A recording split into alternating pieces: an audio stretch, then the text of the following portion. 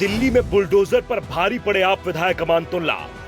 बिना किसी बड़ी कार्रवाई के वापस लौट गया एमसीडी का बुलडोजर। शाहीन बाग में मोदी सरकार के बाद अब एमसीडी भी दिखी बेबस। दिल्ली के शाहीन बाग में सोमवार 3 घंटे का जबरदस्त शो हुआ। आमतौर पर हिंदी फिल्में भी 3 घंटे की होती हैं और सोमवार को टीवी चैनलों पर शाहीन बाग से 3 घंटे का लाइव शो चला।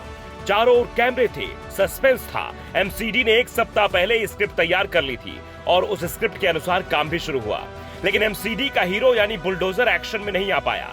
ऐसा लग रहा था जैसे हीरो को पता ही नहीं था कि मैदान में विलन कौन है और किसे बचाना है। अब सवाल उठ रहे हैं कि खराब डायरेक्टर हो तो ऐसा ही होता है।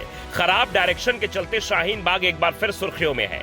2.5 साल पहले यहीं से सीए एनआरसी के खिलाफ जबरदस्त आवाज उठी थी। शाहीन बाग का आंदोलन दुनिया भर के सुर्खियों में छाया हुआ था। उसी शाहीन बाग में सोमवार को बुलडोजर पहुंचा, लेकिन बिना कोई एक्शन किए वापस लौट गया। अब आरोप और प्रत्यारोपों का दौर चल रहा है। एमसीडी ने आम आदमी पार्टी के विधायक अमानतुल्ला और उनके समर्थकों के खिलाफ सरकारी काम में बाधा डालने के लिए शिकायत दी है। दिल्ली पुलिस ने आईपीसी धारा 186, 353, 34 के तहत एफआईआर दर्ज कर जांच शुरू करने की बात कही है। दूसरी ओर अमानतुल्ला का दावा है कि बुलडोजर की कार्रवाई ही गलत थी और एफआईआर तो पूरी तरीके से फर्जी है। बुलडोजर आजकल देश के कई राज्य सरकारों का शुभंकर बन गया है। यूपी के सीएम योगी आदित्यनाथ को तो लोग बुलडोजर बाबा के नाम से ही जानने लगे हैं। मध्य प्रदेश के सीएम मामा शिवराज अब मामा बुलडोजर के नाम से पुकारे जाने लगे हैं। सरकारों का बुलडोजर से प्रेम बढ़ा तो इसकी बिक्री में जबरदस्त उछाल आ गया। आज बुलडोजर बनाने वाली कंपनियां इसके ऑर्डर पूरे नहीं कर पा रही हैं, लेकिन शाहीन बाग में बुलडोजर पूरी तरीके से बेबस हो गया। शाहीन बाग में एमसीडी का बुलडोजर चलना था। भारी पुलिस बल मौके पर पहुंच चुका था। टीवी चैनलों के कैमरों ने लाइव प्रसारण भी शुरू कर दिया था।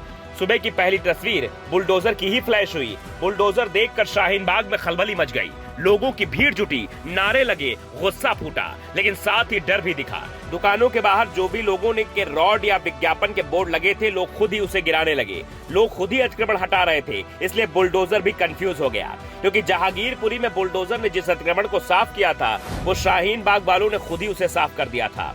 थोड़ी देर बाद बुलडोजर लौटा तो लोगों ने राहत ली और हीरो बनकर आम आदमी पार्टी के विधायक अमानतुल्ला खान छा गए। अमानतुल्ला ओखला से विधायक हैं और शाहीन बाग ओखला विधानसभा सीट का ही हिस्सा है। और जैसे ही शाहीन बाग में बुलडोजर पहुंचने की खबर मिली, अमानतुल्ला पूरे दल बल के साथ मौके पर पहुंच गए। कांग्रेस समर्थक भी मौके पर डटे थे, लेकिन जैसे ही अमानतुल्ला पहुंचे, मौके पर शोर और नारेबाजी बढ़ गई। अमानतुल्ला के आने से पहले शाहीन बाग में एमसीडी का दस्ता भारी पड़ता दिख रहा था और कार्रवाई भी शुरू हो चुकी थी, लेकिन आम आदमी पार्टी के पहुंचते ही विरोध तेज हो गया। अमानतुल्ला को देख मीडिया ने भी उन्हें घेर लिया और सवालों की बौछार शुरू हो गई। इसका फायदा उठाते हुए आप विधायक ने मीडिया के सामने ही दावा कर दिया कि आज की तारीख में शाहीन बाग में कोई अवैध निर्माण है ही नहीं। जो अतिक्रमण था उसे लोगों ने खुद ही हटा दिया। कोई भी दिखा दे यहाँ अतिक्रमण कहाँ है। अगर अतिक्रमण है तो मैं खुद तोड़वा दूंगा। एमसीडी के जोनल ऑफिसर आए थे, उन्होंने जो जो बताया था वो सब हटा दिया गया। बुलडोजर के नाम पर लोगों को डराने की कोशिश हो रही है। शाहीन बाग में अब कोई अतिक्रमण नहीं है। 3 घंटे तक बुलडोजर अतिक्रमण को ढूंढता रहा, लेकिन कुछ बांस बल्ली को छोड़ दिया जाए तो शाहीन बाग में एमसीडी कोई बड़ी कार्रवाई नहीं कर पाया। शाम होते होते दिल्ली बीजेपी और आम आदमी पार्टी के बीच अलग तरह की लड़ाई शुरू हो गई। बीजेपी ने अमानतुल्ला के बहाने आम आदमी पार्टी को घेर लिया, तो आम आदमी पार्टी ने बुलडोजर के नाम पर लोगों को डराने का आरोप बीजेपी पर लगा दिया। एमसीडी की कार्रवाई से साफ हो गया कि उसकी तैयारी पूरी नहीं थी, इसलिए अब वो सवालों में आ गई है। Bureau report, the Dhakad news.